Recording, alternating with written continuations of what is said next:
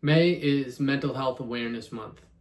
What's the impact that mental health has on finances and the impact that finances have on mental health?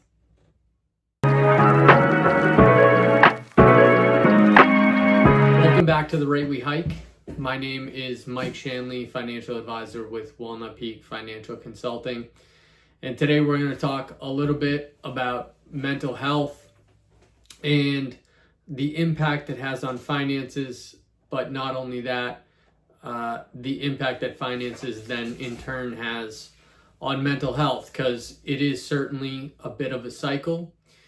When you're talking about mental health, according to Mental Health in America, it's close to a coin flip that someone will suffer from a diagnosable mental health condition in their lifetime. So anxiety, addiction and substance abuse, depression, bipolar disorder, PTSD, these are all things that would certainly be considered mental health disorders. I certainly didn't even consider PTSD, but a PTSD researcher back in 2016 named Dr. Galen Buckwalter had found that 1 in 4 Americans actually, and as a millennial, 1 in 3 millennials suffer from PTSD-like symptoms that are caused by financially induced stress. So the symptoms and the causes from stress brought on by finances is obviously very real. I certainly don't think you need to be, elevated in your consciousness or education to realize, how demoralizing it is when you have a lack of financial resources, when you're unable to pay your bills. And we certainly live in a world where money is important, and we most likely live in the country where it's the most important. For many, it's an identity, and it's not, reflected just in the way that citizens spend their money, but it's certainly reflected in the way that our country and our government spends money. We're in a deficit, so even the country spends money that they don't have, and so I think it's easy to look at those around you with money and be influenced by that mentally.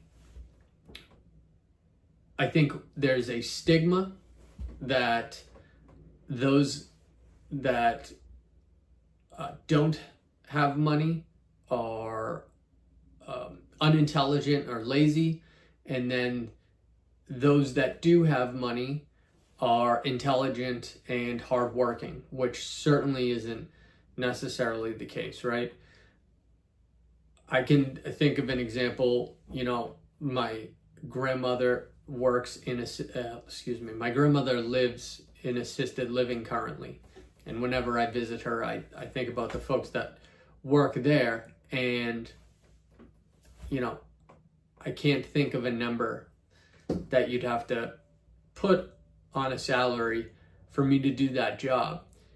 Not only is it exceptionally difficult in the actual role, but there's like a mental aspect to it that is certainly challenging, and a patience that's involved in that. It's just an incredibly difficult job. Those people work exceptionally hard, but the pay is definitely not reflective of the type of job they do. And that's just one example off the top of my head. You can certainly think of hundreds of examples of very difficult, hardworking jobs that don't reflect the pay. For people with mental health issues, they have a very hard time with very daily tasks.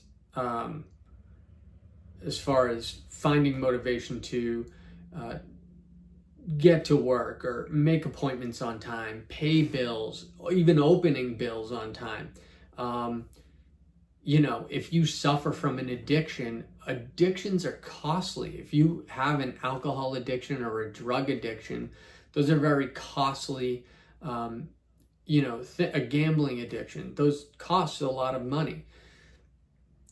Once you then fall into one of those things and you start missing bills, you start missing obligations, and you fall into a financial trap, that then in itself is depression, demoralizing, and becomes its own sort of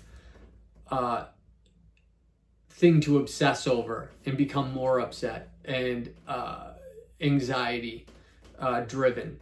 And so again, that's where the cycle comes in. And so not only were the things that you had mental health issues before driving you, crazy, but now you have the financial issues on top of it. There's, the additional issues of social media that come into play, where you're looking and comparing yourself to everybody else. Folks certainly get a boost and, dopamine hits from, purchasing things, but, the credit card bill comes around and that's anxiety inducing. And so the mental health of a country that in general is sitting in debt, not prepared for retirement, as you can imagine, is a country that is swimming in anxiety and depression. You can certainly look at those numbers and see that that's the case. And so it makes sense that we have an entire month, dedicated to mental health, but it's something that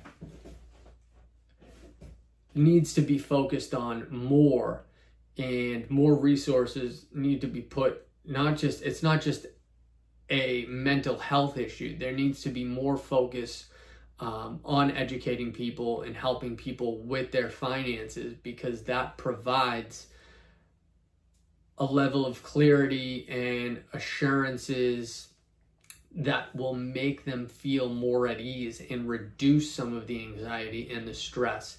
And that in turn will hopefully alleviate some of the mental stress. I hope you found this video somewhat helpful and insightful as we deal with, a month that we focus on mental health and trying to become healthier, and as we try to find better ways to cope and deal with, emotional and mental well-being. All right. Thanks again for joining us here on The Rate We Hike. I'd ask that you hit the like button and subscribe so that you can get notifications on all the latest up-to-date information from Walnut Peak Financial Consulting. Take a look at the description box below so that you can get all the links and information that go along with the video that you just watched. And we'll see you next time here on The Rate We Hike. All the best.